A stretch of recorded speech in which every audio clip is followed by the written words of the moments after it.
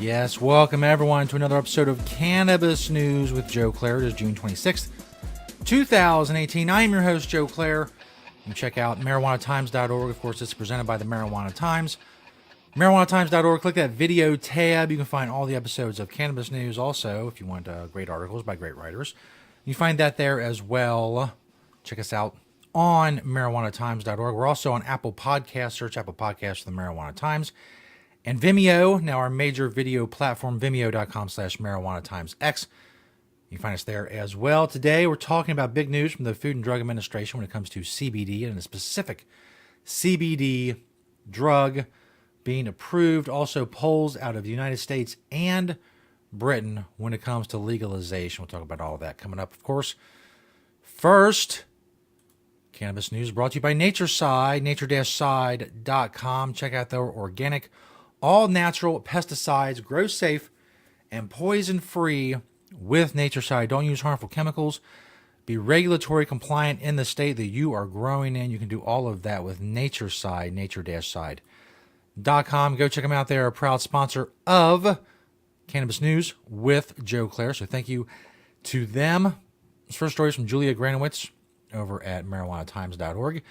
FDA approves first CBD-based medicine, Epidiolex. We've talked about this a few times on the show. It's a CBD-based medicine created by the British company GW Pharmaceuticals. It has become the first cannabis-based medicine to be approved by the United States Food and Drug Administration, better known as the FDA. The decision also happens to make Epidiolex the first approved medication for an intractable form of epilepsy called Dravet syndrome. It was also approved for Lennox-Gastaut syndrome, another severe form of epilepsy. The FDA Commissioner Scott Gottlieb said, quote, "This approval serves as a reminder that advancing sound development programs that properly evaluate active ingredients contained in marijuana can lead to important medical therapies, and the FDA is committed to this kind of careful scientific research and drug development." So this is obviously big news in the cannabis community. There are two schools of thought that have formed, two major schools of thought that have formed around this issue. The first is that, hey, this is great news. The FDA is admitting that at least some part of marijuana is medicine. This could lead, possibly, there's been rumblings that the DEA will reschedule CBD, get it finally and forever out of Schedule 1, or at least for now, but finally out of Schedule 1. And that will help with people who sell CBD, whether online or shops that sell CBD, and that this is the first step down a journey, down a road, the start of a journey that will lead to eventual FDA approval of whole plant cannabis as a medicine. There's another school of thought, which is much more cynical when it comes to this, is that this is not great news, that in the long run, big pharmaceutical companies like GW Pharmaceuticals are going to use the FDA and the FDA approval process to keep whole plant cannabis out as competition for what they're making. They're going to slice and dice cannabis. They're going to use different chemicals in cannabis to derive pills and sprays and shots and whatever else, sidestepping whole plant cannabis. And as I said, using the FDA approval process and the fact that they'll have FDA approval for these drugs as a way to squash competition from whole plant cannabis, medical marijuana dispensaries. You know, people use flower and vaporizers and things of that nature, things that are not FDA approved. What side am I on? Much remains to be seen, first of all, on how this will go. This is, we're just at the beginning of this process of marijuana in various forms and derivatives of marijuana making its way through the FDA, which I'm sure there'll be more. There's not going to be the only FDA-approved cannabis-derived medicine. I tend to be more cynical. I think that GW Pharmaceuticals and companies like them have every intention of using, much as big businesses everywhere love regulations. They use regulations to squash smaller, more nimble, more responsive, more innovative competition. They do it in every industry. There's no reason that this industry will be any different as soon as the government gets involved. When medical marijuana becomes even slightly FDA regulated, the companies that have that FDA approval and that FDA regulation, they have a huge advantage, and they will use that to stomp out any competition they can. They'll use the FDA as a hammer against these smaller medical marijuana, whole plant cannabis companies, cultivators, dispensaries, all of that. I also believe that it may lead, at least short term, to CBD getting out of Schedule 1.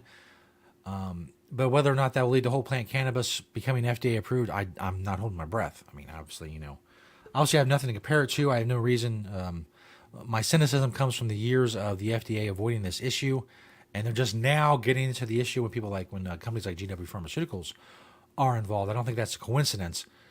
So I tend to step most in the second camp, that in the end this is not going to be the news that a lot of us hope it's going to be.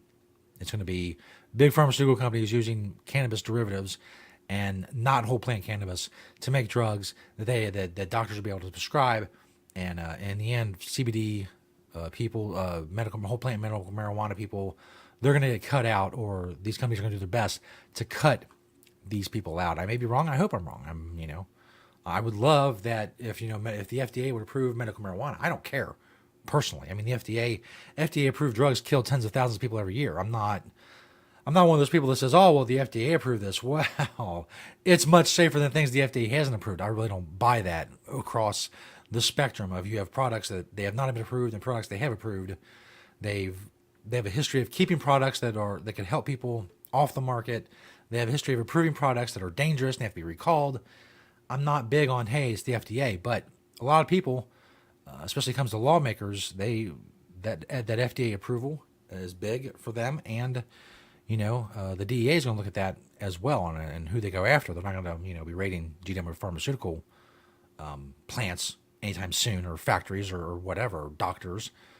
It's just not going to happen. So, but hopefully my cynicism is misplaced. But fortunately, most of the time it's not. That's why I'm a cynical person. This next story comes from marijuana. Moment.net from Kyle Yeager over there. Support for marijuana legalization at a record high, according to a new survey. The survey is from the Center for American Progress, CAP, and the research firm GBA Strategy. 68% of American voters now want to end cannabis prohibition, according to the survey released. And when you break those numbers down, you have 57% of Republicans approving. That's a pretty good number. 77% of Democrats. 62% of independents. That seems kind of lower than other polls, but it is what it is. Men, 66%, women, 69%, white, 69%, African Americans, 72%, Latinos, 64%. They all approve of cannabis legalization. It's not surprising. When you break down the poll more, 40% strongly support legalization and 28% somewhat support legalization. You combine those two numbers, obviously, 68% is what you come out with, which is impressive, especially for adult use legalization. You dig a little further and you get into what is being called clean slate legalization. You see it there. Widespread support for clean slate legalization. And when asked the question, would you support or oppose legalization or legislation in your state to automatically seal the records of individuals convicted of nonviolent felonies or misdemeanors if the person has completed his or her sentence and has not committed any other criminal offense, you get 70% when it comes to that. Strongly support is 34%, and somewhat support is 36%. You combine those, of course, for 70%, and it's broken down there. Again, if you're watching the video, partisan and along partisan and demographic lines, all great numbers. Even Trump voters, 64% support clean slate legislation. This is, of course, if marijuana is legalized, then you would move on to the clean slate legislation. Obviously, Clinton voters are big supporters. Independents, 61%. Republicans, 66%. Latinos, 62% in support of clean slate legalization or legislation. When you get to the bottom, there is a very interesting number. Victims of crime have 84% support, and people who have been charged with a crime have 82% support. So both sides of the charge with a crime or the criminal acts, people who are victims, people who have been charged with crimes, they both agreed over 80% they approved clean slate legislation. Of course, not surprising considering those 84% who have been victims of crime, none of those people have been victims of marijuana crime. They haven't been a victim of somebody smoking marijuana or growing marijuana or selling marijuana, because those are victimless crimes. That's why that's the reason that marijuana should be legalized in the first place. There are no victims. There are no one with their rights being infringed. None of that is happening. So it's not surprising that people who have been victims of crime would say, you know what, yeah, that's fine. People who are nonviolent drug offenders, nonviolent marijuana offenders, they haven't committed any other crimes.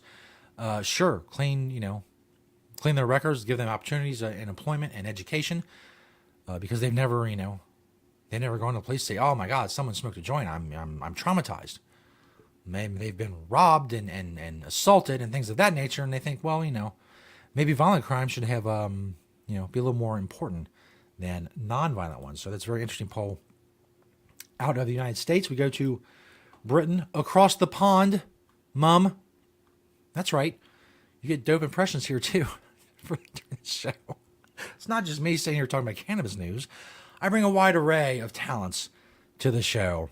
As you can see, this is from news.sky.com. Most Britons want medical cannabis legalized. This is according to a new Sky data poll. Some 82% of those questions believe it should be legalized, an increase of 10% compared with a similar Sky survey in November of 2016. You see it there. Should cannabis for medical use be legal? 82% say yes, 10% up since 2016. Only 8%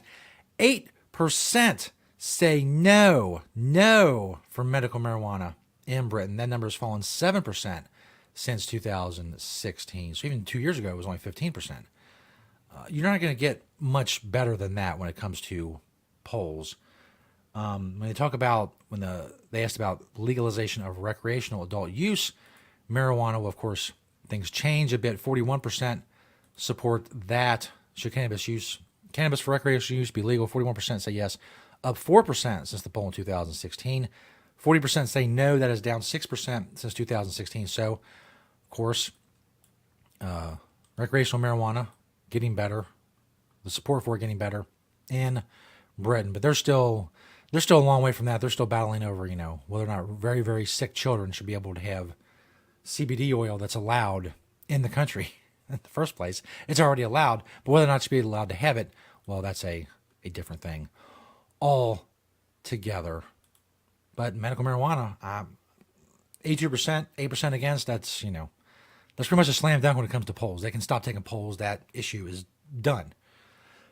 Whether or not that leads to better policy in the United Kingdom, we will see. We'll see about what the polls mean in the United States. We'll see what happens with CBD and the FDA and all that. We continue to cover all of those stories here on Cannabis News. Make sure you check us out on Vimeo. Share those videos. Check us out on marijuanatimes.org. You can share the videos there as well. Just click that video tab. Thank you to nature-side.com. Natureside, organic, all-natural pesticides, for sponsoring the show. And thank you all for checking us out. As always, we'll see you next time on Cannabis News